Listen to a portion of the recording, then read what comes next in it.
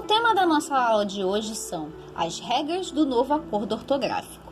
Mas afinal, o que é esse novo acordo ortográfico que tanto se fala, né, de uns anos pra cá? Ele já não é nem tão novo mais assim, mas tem muita gente que ainda não teve contato, que ainda não viu, então não sabe e a gente ainda chama de novo porque as mudanças a gente ainda está se adaptando a essas mudanças.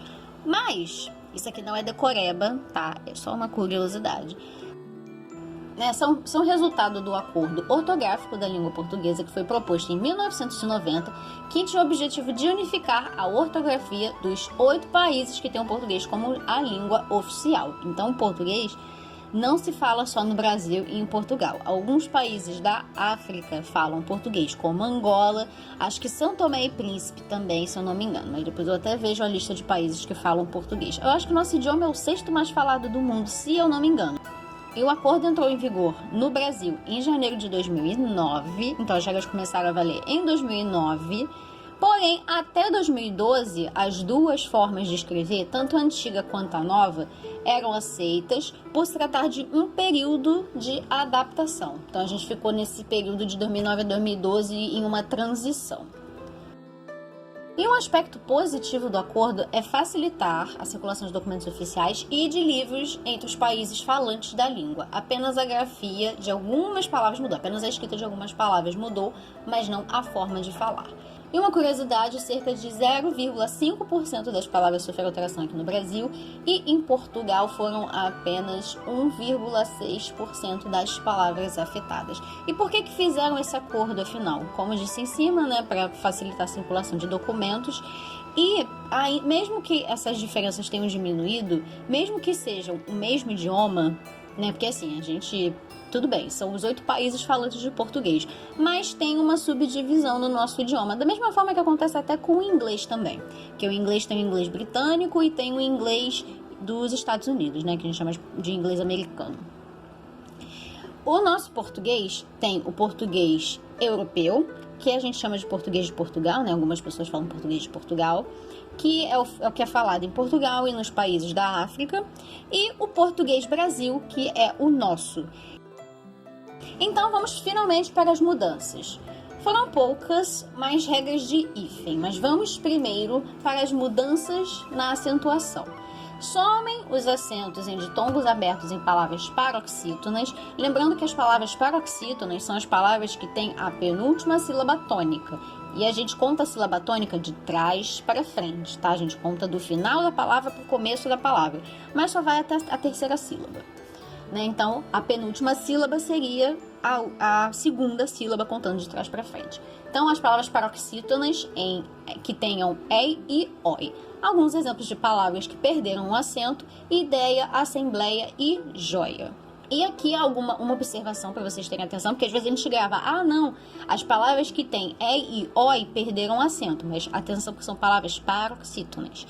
Por exemplo, a palavra herói e anéis continuam com acento porque elas são oxítonas.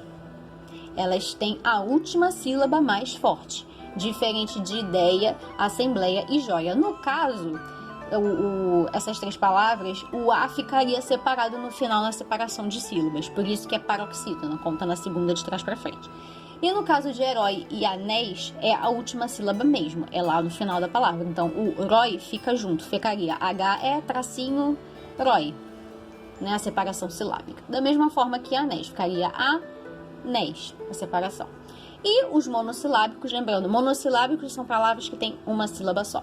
Então, os monossilábicos tônicos que são fortes, que têm acento, também continuam com acento, como em dói. Então, é só pra gente, essas regrinhas não são exceções, são só para vocês entenderem a regra como funciona.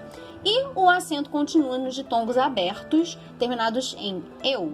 Lembrando que ditongo, esqueci de falar o que é ditongo. Ditongo são essas junções de 2 vogais, tá? Então, uma vogal a gente fala mais forte, outra a gente fala mais fraquinha. Mas isso é uma junção de 2 vogais.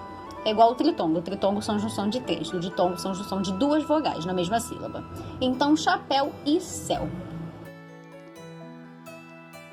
Somem os acentos de I e U tônicos antes de ditongo, baiuca, feiura e bocaiúva. Eu vou ser sincera com vocês, eu nunca acentuei nenhuma dessas palavras, então essa regra aqui eu tô só citando mesmo, porque pra mim essas palavras nunca levaram acento.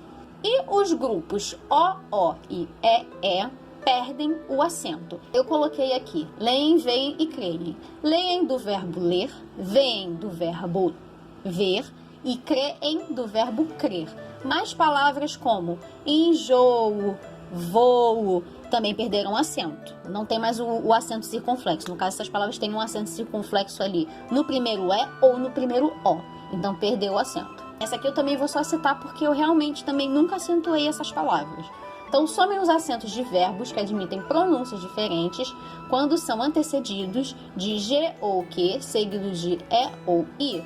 Os grupos que, que, geg, enxague, averigue e apazigue. Tinha um acento ali naquele U, né? Que seria, no caso, até a ver com a regra de cima, né? Que o iu sem acento. E somem os acentos diferenciais das palavras homógrafas. Quem lembra da aula de semântica? O que são palavras homógrafas? São palavras que têm a mesma grafia, mas a pronúncia diferente. Então, temos para, que seria de para alguém, né? A preposição para. E o para, que eu botei o acento aí só para vocês saberem onde era o acento, tá? Então, o para acentuado no primeiro A, que era do verbo parar. Eu também nunca acentuei isso. Polo seria tipo de andar, né? E polo talvez do verbo pôr, não sei, mas se fosse polo seria uma escrita completamente diferente. Pelo do cabelo mesmo, e pelo da preposição por mais ele. E pera, o substantivo, né? A fruta pera. E uma exceção e observação é que o uso facultativo fica na palavra forma. Né? Forma pode tanto levar acento quanto não levar acento. E onde ficaria o acento de forma, professora? Ou forma, né? Então algumas pessoas falam forma, seria no O ali, seria um acento circunflexo, que é um chapéuzinho do vovô. Isso aqui é simples, mudança de trema. Não tem mais trema em palavras portuguesas, então linguiça, tranquilo, pinguim, preguiça, não tem mais acento. Né? Nenhuma palavra que antes levava trema em português leva mais. E, só uma observação, apenas nomes próprios continuam com o trema, ou seja, nomes estrangeiros e derivados. Aí eu coloquei aqui mulher e mulheriano. E aqui é a nossa maior diferença, que são as mudanças no hífen. Tem todos esses prefixos aí, prefixo é a parte que vem antes da palavra, tá? Então, todos esses prefixos aí, eu não vou ler todos, senão eu vou ficar muito tempo aqui, né? A gente usa hífen apenas quando tiver H ou a vogal igual à anterior do prefixo. Ou seja, se a vogal seguinte for igual à anterior, a gente vai colocar hífen. Né? Se tiver R ou S, essa letra vai ser duplicada na palavra e não vai ter hífen. Então, autoafirmação, como a vogal é diferente, fica sem hífen.